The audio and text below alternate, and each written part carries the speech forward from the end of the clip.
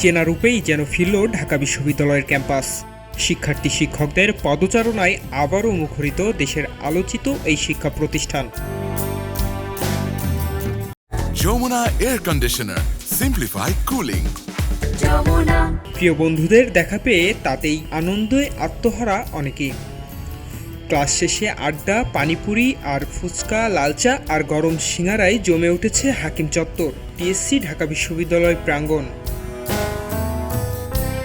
112 দিন পরে, মানে বলা যায় যেটা 3 মাস প্রায়, আমরা ধরে নিতে পারি যে সেই কোরবানির ঈদের পরের থেকে কোরবানির ঈদের আগে থেকে আমরা একটা ছুটিতে আছি।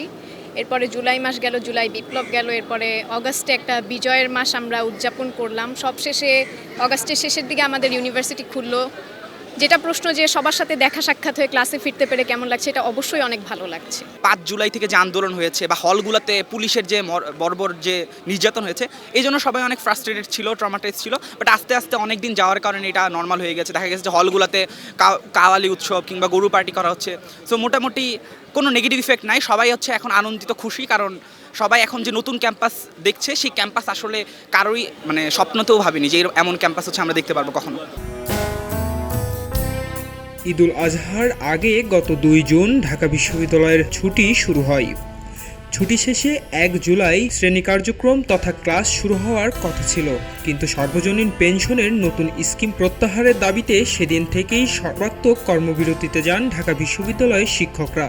অন্যদিকে সরকারি চাকরিতে কোটা সংস্কারের দাবিতে আন্দোলন শুরু করেন সাধারণ শিক্ষার্থীরা, যা বৈষম্য বিরোধী ছাত্র আন্দোলনের ব্যানারে হয়।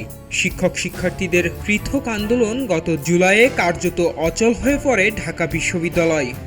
শিক্ষার্থীদের আন্দোলন দমাতে দমনপীড়নের পথ বেছে নিয়েছিলেন বিগত আওয়ামী লীগ সরকার।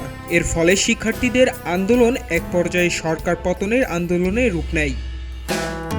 ছাত্র জনতার গণ অভ্যুত্থানে গত 5 আগস্ট আওয়ামী লীগ সরকারের পতন হয়। পরিস্থিতি স্বাভাবিক হয়ে আসার পর আজ আবার ক্লাসে ফিরলেন ঢাকা বিশ্ববিদ্যালয়ের শিক্ষার্থীরা। দীর্ঘদিন একটা অচল অবস্থায় তৈরি হয়েছিল আমাদের ক্যাম্পাসে। শিক্ষা কার্যক্রম প্লাস একাডেমিক যে কার্যক্রমগুলো ছিল সেগুলো অনেকদিন বন্ধ ছিল। তো শিক্ষা প্রতিষ্ঠানে যেটা কিনা শিক্ষার্থীদের একটু কিছুটা পিছিয়ে পড়েছে, তাদের যে এক্সামগুলো ছিল সেগুলো স্থগিত হয়েছিল। তো এখন সেই ক্লাস কার্যক্রমগুলো শুরু হওয়ার মাধ্যমে তারা আবার পূর্বের গতি ফিরে পাবে। সকাল 9টার পর থেকেই এই উদ্দেশ্যহীন মিছিল, যেগুলো প্রচলিত স্লোগান, কিন্তু কেন করছে এগুলো রুটিনের মতো অনেকটা। যেমন আমরা সকালে ঘুম থেকে উঠি, গোসল করি, ভাত খাই, এরকম হয়ে গেছিলো রুটিন যে মিছিল করতে হবে, কিন্তু কেন করতে হবে সেটা কেউ জানতো না। আমাদের পড়াশোনায় পরীক্ষায় ডিস্টার্ব হতো, এখন সেটা হচ্ছে না। আমরা আশা করছি যে ক্যাম্পাসে আমরা নির্ভয় এখন যেভাবে আছি রাজনীতির করার যে প্রভাব থেকে মুক্ত থাকব। প্রাচ্যের অক্সফোর্ড খ্যাত ঢাকা বিশ্ববিদ্যালয় টানা 112 দিন বন্ধ থাকার পর আজ খুলেছে ক্যাম্পাস। দীর্ঘ সময় পরে ক্যাম্পাসে ফিরে উচ্ছ্বসিত শিক্ষার্থীরা। তবে শিক্ষার্থীদের দাবি ক্যাম্পাসগুলোতে লেজুর ভিত্তিক রাজনীতি বন্ধ করা হোক। পার্থ সাহা, খবরের কাগজ, ঢাকা। এলো খবরের কাগজ, নিখাত, নির্ভীক, নিরপেক্ষ।